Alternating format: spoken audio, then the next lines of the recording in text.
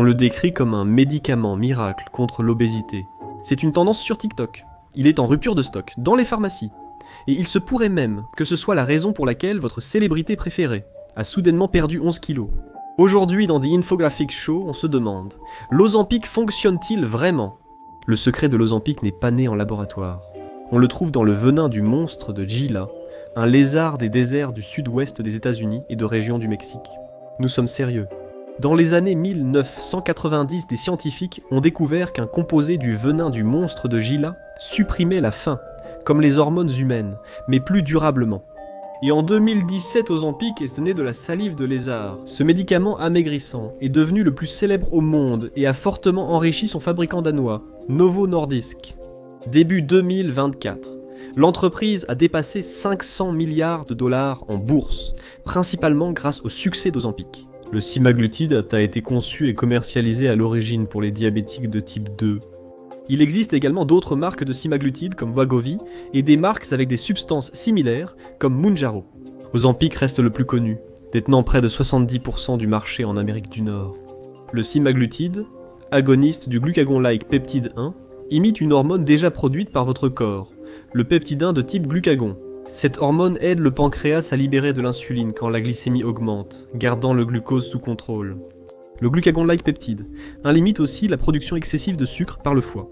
Il ralentit la digestion, gardant la nourriture plus longtemps dans l'estomac et prolongeant la sensation de satiété. C'est pourquoi il était initialement si efficace contre le diabète.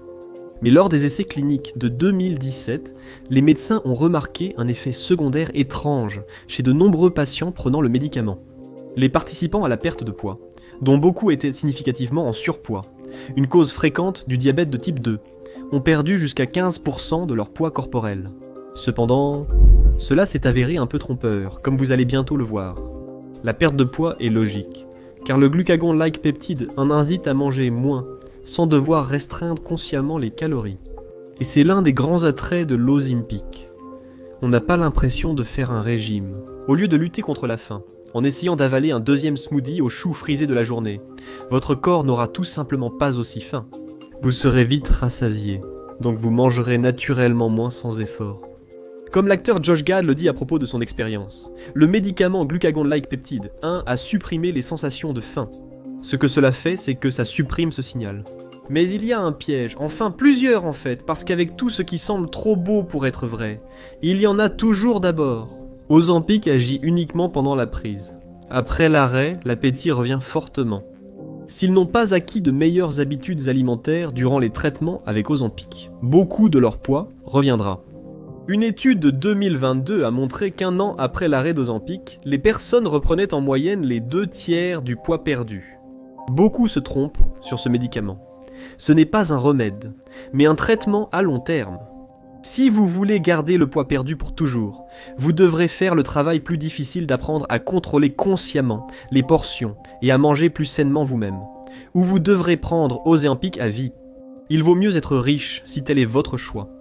Nous en reparlerons plus tard. De plus, cela ne marchera sans doute pas aussi bien qu'en études cliniques. Une étude a montré que dans la vie réelle, les médicaments glucagon-like peptide faisaient perdre environ 5% du poids corporel contre 15% dans les études. C'est bien, mais loin de ce qu'imaginent la plupart des gens. Lucas Veritas, auteur de l'effet glucagon-like peptide, souligne ce problème et explique comment cela peut entraîner une grande déception. Avec Ozempic, les utilisateurs ont de grandes attentes, pensant que ce sera facile en voyant les photos avant qu'après. Mais il y a un autre aspect. Ozempic provoque des effets secondaires dont peu de gens parlent. Plusieurs utilisateurs ont signalé nausées, vomissements et fatigue, au point où non seulement ils avaient du mal à manger, mais ils avaient aussi du mal à faire presque quoi que ce soit. Des célébrités ont évoqué leurs échecs avec l'Ozempic à cause d'effets secondaires graves. Et Amy Schumer a dit lors d'une interview « J'étais de celles qui se sentaient si malades qu'elles ne pouvaient pas jouer avec leur fils. J'étais si maigre qu'il me lançait une balle mais je n'y arrivais pas. Stephen Fry a aussi partagé son expérience. J'ai commencé à me sentir malade et mon état empirait. Je vomissais 4 ou 5 fois par jour et je me suis dit « Je ne peux plus, donc c'est fini ». Si c'est ton expérience avec Ozempic, manger moins et plus de légumes paraît être une voie plus simple pour perdre du poids. La plupart des médecins affirment que nausées et fatigue disparaissent en quelques semaines. Le docteur Aaron Polinsky-Wade, spécialiste en nutrition et diabète, précise que ces effets secondaires surviennent lors des premières semaines de traitement ou lors d'une augmentation de la dose. Mais ce n'est pas toujours le cas pour certaines personnes. Les effets secondaires sont tellement graves que ça n'en vaut tout simplement pas la peine. Les symptômes peuvent être bien plus graves. Certains effets secondaires graves incluent la pancréatite, l'occlusion intestinale, la gastroparésie et des problèmes de vésicule biliaire. Les médecins s'inquiètent également d'un lien possible entre l'utilisation d'Ozempic et les tumeurs de la thyroïde. Parce que lorsque des études cliniques ont été réalisées sur des animaux, Ozempic a effectivement augmenté le risque de cancer médulaire de la thyroïde. Ce médicament est donc déconseillé aux personnes avec des antécédents familiaux de cette maladie. Des chercheurs affirment qu'aucun lien n'existe entre Ozempic et les tumeurs thyroïdiennes chez l'homme, tandis que d'autres ne sont pas d'accord. Puisque Ozempic n'est commercialisé que depuis 2017, il est vraiment difficile de savoir quels seront les effets à long terme sur l'être humain. À ce stade, il est tout simplement trop tôt, ce qui signifie aussi qu'il est trop tôt pour savoir quels seront la plupart des effets à long terme de l'utilisation d'Ozempic. Pour de nombreux patients obèses, les médecins évaluent risques et avantages, et recommandent souvent malgré tout un médicament à base de sémaglutide. Puisqu'Ozempic diminue le risque d'insuffisance cardiaque, de maladie cardiaque, d'accident vasculaire cérébral et de plus de 40 autres affections, dont beaucoup sont aggravées par l'obésité. C'est comme ça que fonctionne la médecine. Les avantages d'un médicament sont évalués selon les risques, les problèmes de santé et les antécédents du patient. Beaucoup d'utilisateurs d'Ozempic ne sont ni obèses, ni atteints de diabète de type 2, la maladie initialement ciblée par ce médicament. Selon Healthline, 13% des Américains, soit plus d'une personne sur 8, ont utilisé un agoniste des glucagon-like peptide 1. Les personnes âgées prennent des glucagon-like peptides, un pour le diabète et les maladies cardiaques, tandis que les jeunes les utilisent surtout pour perdre du poids. 7% des 18-29 ans et 6% des 30-49 ans utilisent des médicaments glucagon-like peptides, un pour maigrir. De nombreuses personnes prenant ce médicament ont un indice de masse corporelle normal ou à peine en surpoids. Nous savons que l'indice de masse corporelle a des défauts, mais c'est un autre sujet pour une autre vidéo. Beaucoup de personnes utilisant Ozempic n'ont pas un poids dangereux pour leur santé ou leur qualité de vie. La liste des avantages et inconvénients d'Ozempic varie pour eux. L'usage d'Ozempic pour la perte de poids esthétique est déconseillé. Selon Ariana Chow, directrice médicale du Centre des troubles du poids et de l'alimentation de l'Université de Pennsylvanie, aucune preuve scientifique ne montre l'efficacité de ce médicament chez les personnes ne répondant pas aux critères, comme celles avec un indice de masse corporelle sous 27. Elle précise « Nous ignorons aussi les effets secondaires ou risques pour ces populations. En somme, Ozempic n'a jamais été conçu pour traiter ceux qui veulent rentrer dans leur robe de mariée, perdre 7 kilos avant l'été, ou suivre les normes de beauté strictes de leur secteur. Bonjour aux influenceurs d'Hollywood et du milieu. Les scientifiques ne savaient même pas quels pourraient être les effets secondaires pour ces populations. Mais les gens continuent d'utiliser Ozempic pour une solution rapide. Et ce n'est pas une solution bon marché non plus. Car l'autre problème avec Ozempic, c'est que c'est cher. Aux États-Unis, cela coûte près de 1000 $ par mois. L'assurance le couvre pour les personnes qui l'utilisent contre le diabète de type 2. Mais la plupart des compagnies d'assurance ne le couvrent pas pour ceux qui utilisent Ozempic pour perdre du poids. La loi interdit à Medicare de couvrir cela, surtout si les patients ne sont pas obèses, car aucune justification médicale ne peut alors être donnée. Cela n'inclut même pas les 8 à 9% de la population américaine qui n'ont pas d'assurance maladie. C'est vrai, les États-Unis sont connus pour leurs médicaments et soins de santé coûteux, donc ce n'est peut-être pas le meilleur exemple. Mais le coût dans les autres pays de l'Organisation de coopération et de développement économique n'est pas négligeable non plus. Le prix de l'Ozempic va de 83 € en France à 169 € au Japon par mois. Et c'est un médicament que la plupart des gens devront prendre pour le reste de leur vie, s'ils veulent continuer à avoir des résultats. Ça finit par coûter cher. Mais le prix n'a pas empêché l'Ozempic de s'arracher, ce qui a créé une autre controverse autour du médicament. Le fait que des personnes l'utilisèrent pour perdre du poids, à des fins esthétiques, le rendait indisponible pour ceux qui en avaient vraiment besoin. Anthony Anderson, atteint de diabète de type 2, s'est exprimé sur l'engouement autour de l'Ozempic. Cela provoque une pénurie pour ceux qui ont besoin de ce médicament pour leur santé, pas pour la perte de poids.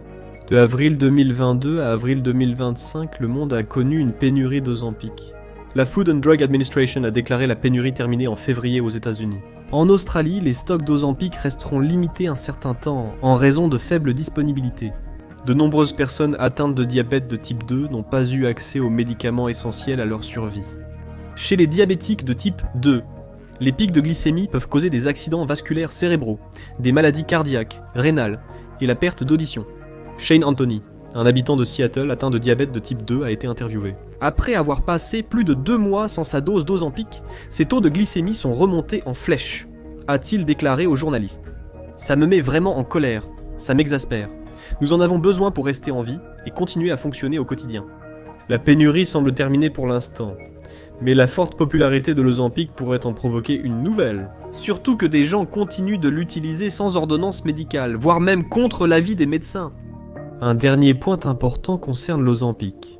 La perte de poids n'est pas assurée, car il réduit la faim, mais certains ont des problèmes de poids sans manger par faim.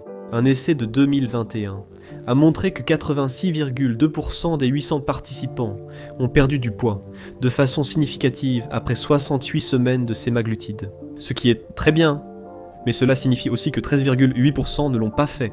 Après presque 16 mois sous Ozempic ou l'un de ses concurrents, comment est-ce possible?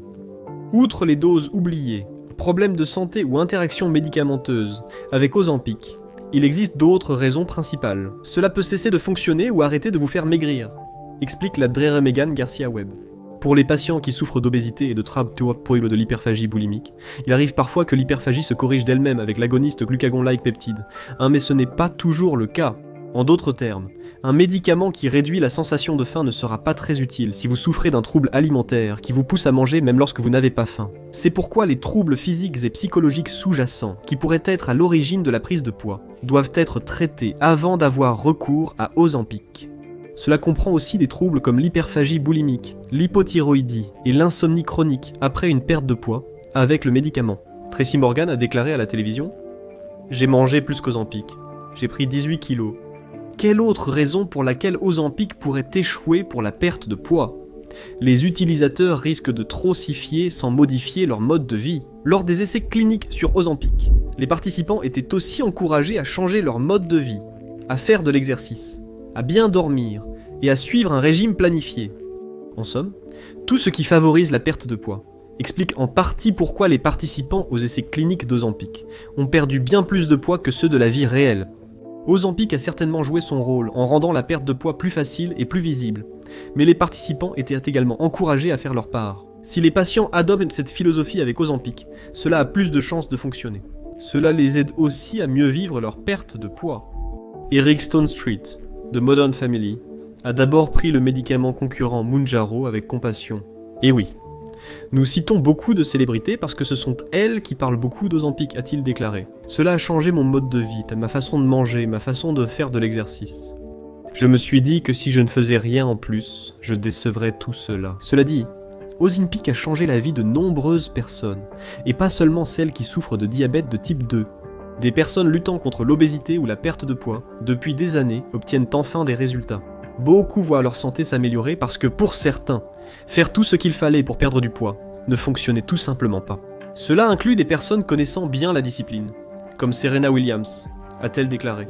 Je n'avais jamais pris de raccourci dans ma carrière et j'ai toujours travaillé très dur. Donc, c'était très frustrant de faire toutes les mêmes choses et de ne jamais pouvoir changer le chiffre sur la balance ou l'apparence de mon corps.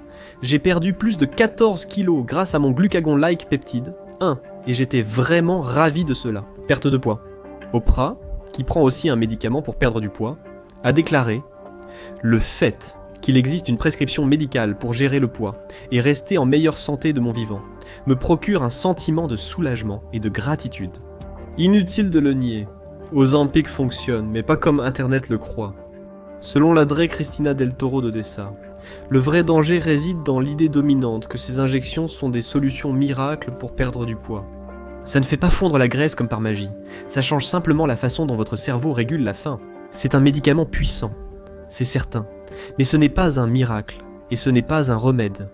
La vraie question n'est pas de savoir si Ozempic fonctionne, mais si les gens peuvent vivre avec le coût, les effets secondaires et la nécessité d'une injection hebdomadaire à vie. Ozempic pourrait changer des vies. Toutes les avancées médicales n'ont pas toujours une fin heureuse.